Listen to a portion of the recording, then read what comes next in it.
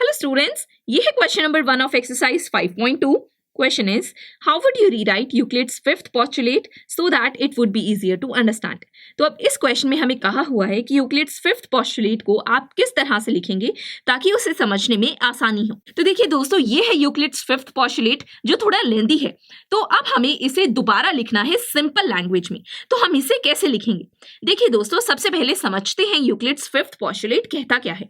ये कहता है कि मान लीजिए दो स्ट्रेट लाइंस हैं और उन्हें एक लाइन इंटरसेक्ट करती है। तो यूक्लिड्स फिफ्थ पोस्टुलेट कहता है कि जहां पे इंटीरियर एंगल्स बनेंगे, अगर इंटीरियर एंगल्स का सम 180 डिग्री से कम है, तो अगर उस डायरेक्शन में हम लाइंस को एक्सटेंड करें तो ये एक पॉइंट पे आके इंटरसेक्ट जरूर करेंगी।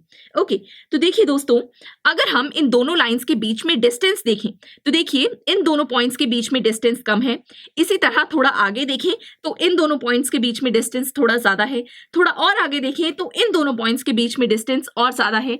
इसी तरह इन दो पॉइंट्स के बीच में डिस्टेंस और ज्यादा है। तो हम देख सकते हैं कि जब ये दो लाइंस इंटरसेक्ट कर रही हैं तो इन दोनों लाइंस पर हर दो पॉइंट्स के बीच में डिस्टेंस जो है वो डिफरेंट है, अलग अलग है।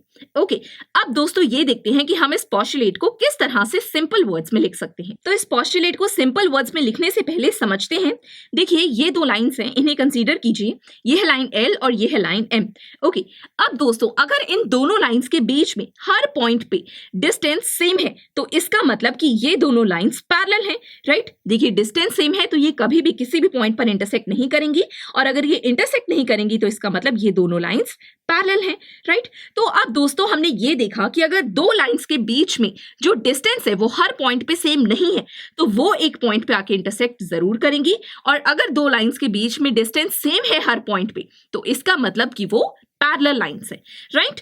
तो दोस्तों अब हम लिख सकते हैं, if all the points on the two lines are equidistant then these two lines are parallel, otherwise these two lines intersect at some point.